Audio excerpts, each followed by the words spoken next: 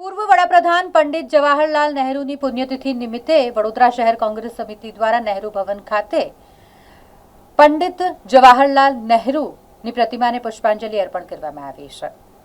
પૂર્વ વડાપ્રધાન પંડિત જવાહરલાલ નહેરુની આજે પુણ્યતિથિ છે અને ત્યારે વડોદરા શહેર કોંગ્રેસ સમિતિના પ્રમુખ ઋત્વિજ જોશી, પૂર્વ વિપક્ષી નેતા ચંદ્રકાંત શ્રીવાસ્તવ અને કોંગ્રેસના અગ્રણીઓ કાર્યકર્તાઓ મોટી સંખ્યામાં ઉપસ્થિત રહ્યા હતા। પંડિત જવાહરલાલ નહેરુએ આપણા દેશને જે આપ્યું છે તેને યાદ કરવામાં આવ્યું, તેમણે કરેલા કામોને યાદ કર્યા અને આજે તેમની પુણ્યતિથિ નિમિત્તે સૌએ ભેગા થઈ તેમને પુષ્પાંજલિ અર્પણ કરી।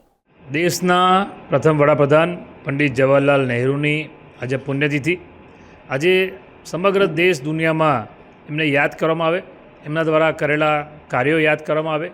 કારણ કે આ દેશ જ્યારે અંગ્રેજોથી આઝાદી આપણે મળી અને આઝાદ ભારતના પ્રથમ વડાપ્રધાન પંડિત જવાહરલાલ નહેરુ જ્યારે બન્યા ત્યારે આ દેશમાં ટાંકણી પણ નથી બનતી અને એવા સમયે પંડિત જવાહરલાલ નહેરુજીએ આ દેશની ધુરા સંભાળી। ત્યારે આજે આપણે નરી આંખે જે પણ જોઈ શકીએ છીએ એ તમામ કાર્યો એ આધુનિક ભારતના શિલ્પી એવા પંડિત જવાહરલાલ નહેરુની દીર્ઘદ્રષ્ટિને આભારી છે। શૈક્ષણિક સંસ્થાઓની વાત કરીએ તો એવા સમયમાં એમણે આઈઆઈટી, આઈઆઈએમની સ્થાપના કરી, વૈજ્ઞાનિકો માટે ઇસરોની સ્થાપના કરી, મોટા મોટા બાંધ બનાવ્યા, ડેમ બનાવ્યા। દેશમાં જે લોકશાહી જીવંત છે એનો પાયો નાખનાર પણ પંડિત જવાહરલાલ નહેરુ, જે પાર્લામેન્ટરી જે સંસદની જે પરંપરાઓ છે, જે ભારતીય સંવિધાનને વધારે મજબૂતાઈ મળે એની ભૂમિકા પણ પંડિત જવાહરલાલ નહેરુએ નિભાઈ।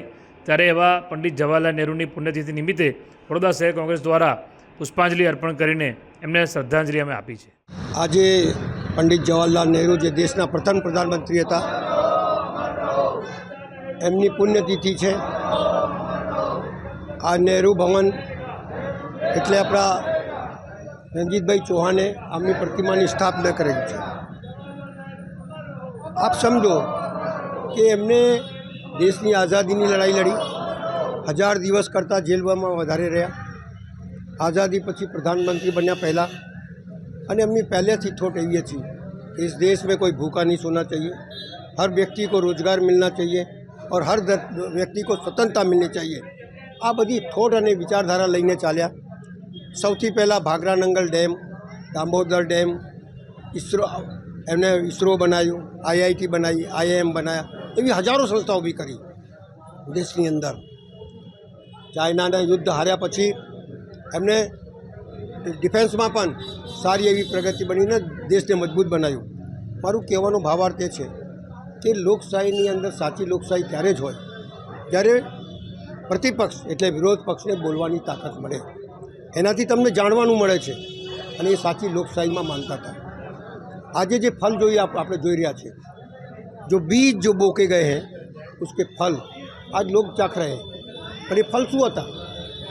जे संस्थाओं ऊभी करी, जेना लीधे लोको भण्या, जेना लीधे लोको आगळ आया अने जेना लीधे आगळ आया पछी जे सोच अने थोट मूकीने गया छे एनाथी देश आगळ वधी रह्यो छे।